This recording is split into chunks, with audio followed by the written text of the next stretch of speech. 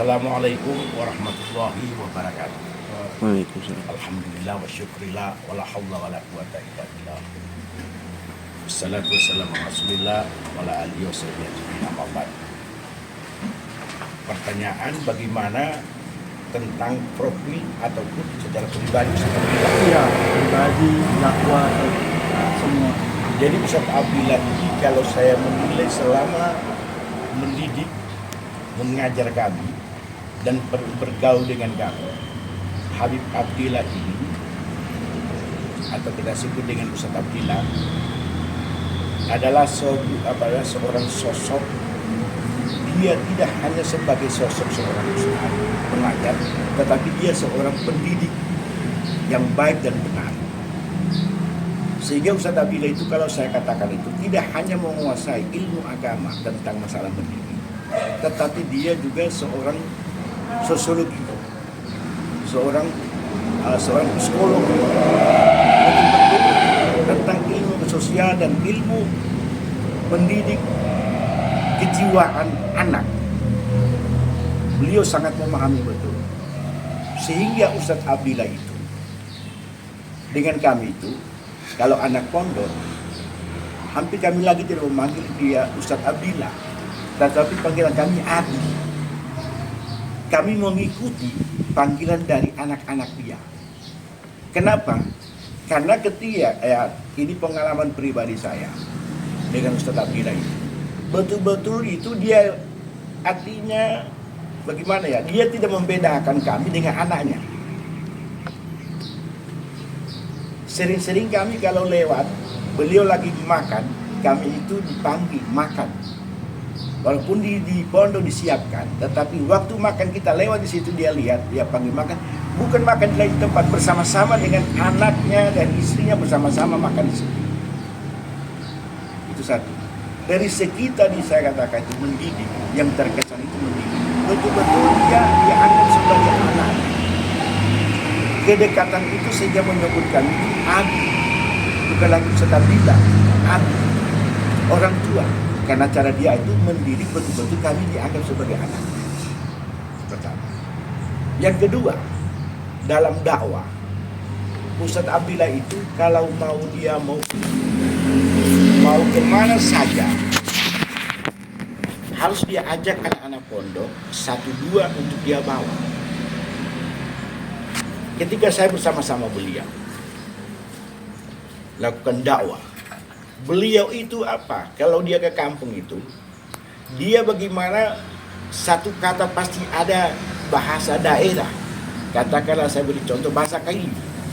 Walaupun tak putar-putar, tetapi beliau paksakan dalam bahasa itu. Padahal sesungguhnya beliau itu berbahasa Indonesia juga. Masyarakat Kaili itu semua tahu bahasa Indonesia. Akan tetapi saya melihat psikologi dia menggunakan dengan masyarakat itu betul-betul dekat, sehingga dakwanya itu masyarakat terima dengan baik. Tetapi dia menggunakan bahasa Kaili.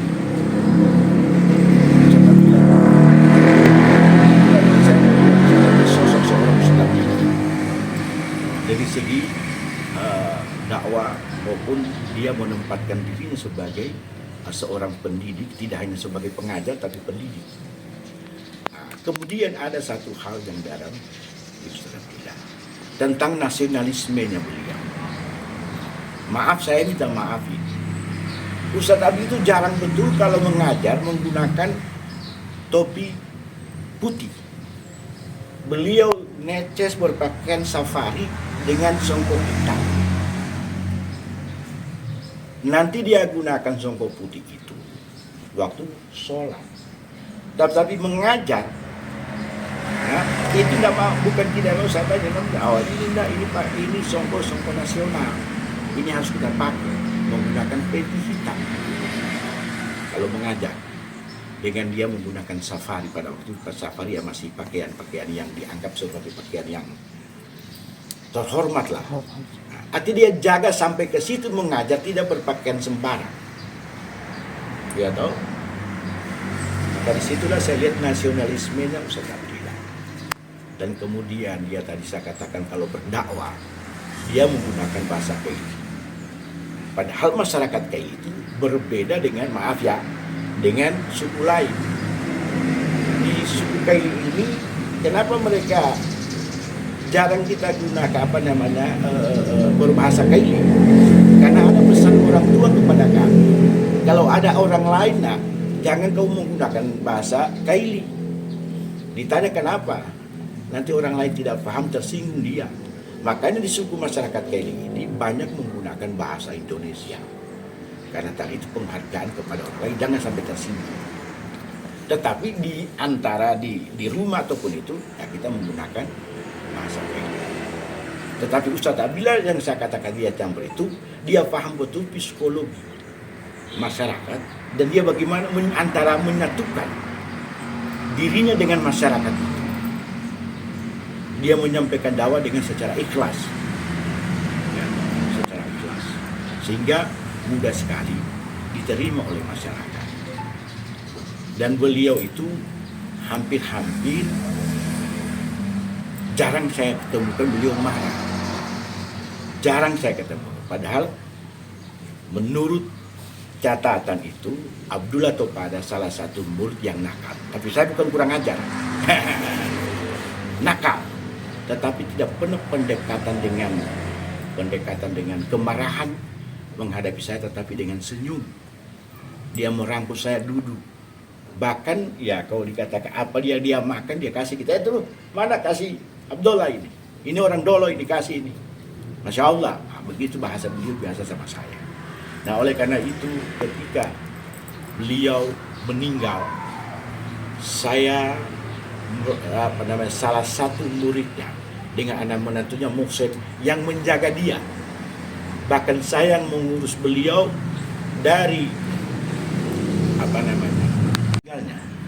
Itu satu kebanggaan saya dapat mengurus beliau, memindahkan dari rumah sakit dari rumah sakit Budi Agung ke rumah sakit Al-Khairat.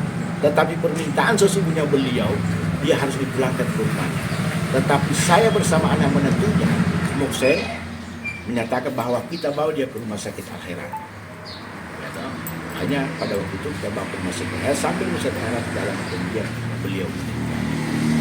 Saya bangga betul bisa mendapatkan jatah setelah beliau mengurus beliau dari rumah sakit sampai meninggal. Ini kesan saya sama Abi Ustadz Abdillah. Kira itu. Kalau tentang dakwah, beliau ke dakwah di Sigi bagian Dolo ini bagaimana beliau Ya, dakwah? itulah saya katakan tadi. Beliau itu berdakwah. Artinya dalam sebulan itu pasti beliau luangkan waktunya. Kita tanya kenapa misalnya waktunya banyak ke Dolo. Beliau bilang, saya melanjutkan Habib Idrus punya kebiasaan. Dan Habib Idrus untuk keluarga tempat ini rumah khusus dibuatkan untuk Habib Idrus oleh nenek saya, Lanyora, Haji Lanyora Latopada, atau dikenal dengan Haji Abdullah Latopada. Saya cucunya. Jadi dibuatkan khusus rumah ini untuk tua. Nah, sehingga beliau sering-sering datang. Dan sudah itu meninggal Habib Idrus, maka dilanjutkan oleh abahnya Ustadz Abdillah, Habib Muhammad.